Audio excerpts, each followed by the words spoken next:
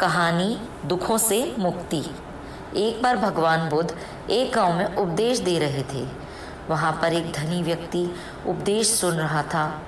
वह भगवान बुद्ध से एक प्रश्न पूछना चाहता था, लेकिन सब लोगों के सामने प्रश्न पूछने से संकोच कर रहा था, क्योंकि गांव में उसकी काफ़ी प्रतिष्ठा थी। प्रश्न ऐसा था कि उसकी प्रतिष्ठा दांव पर लग जाती। उपदेश खत्म होने के बाद जब सब लोग चले गए, तब उसने बुद्ध के सामने हाथ जोड़ के प्रश्न पूछा, प्रभु, मेरे पास सब कुछ है, धन, दौलत, प्रतिष्ठा, किसी चीज़ की कोई कमी नहीं है, लेकिन मैं खुश नहीं हूँ। खुश रहने का क्या राज है? मैं जानना चाहता हूँ, हमेशा खुश कैसे रहना चाहिए। यह सुनकर भगवान बुद्ध उसे अपने साथ जंगल में ले गए और सामने एक बड़े पत्थर को देखकर कहा, इस पत्थर को उठाकर मेरे साथ चलो।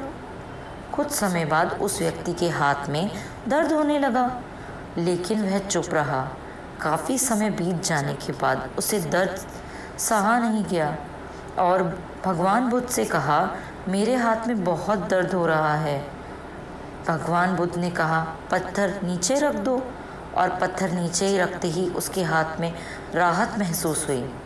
तब बुद्ध जी ने समझाया, यही खुश रहने का राज है। उस व्यक्ति को कुछ समझ नहीं आया। भगवान बुद्ध बोले, जिस तरह पत्थर को जितने समय तक हाथ में रखोगे उतना ही दर्द होगा, इसी प्रकार दुख के बोझ को जितना देर तक अपने कंधे पर रखोगे उतने ही ज़्यादा दुखी और निराश रहोगे। यदि व्यक्ति खुश रहना चाहता है तो उसे दुख के पत्थर को जल्द से जल्द नीचे रखना सीखना होगा।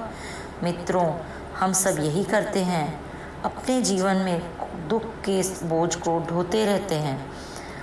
दुखों से मुक्ति तभी संभव है जब हम दुख के बोझ को अपने मन में जल्दी से निकाल दें और इच्छाओं से रहित होकर या जो भी है उससे शुक्र करते हुए खुश रहें।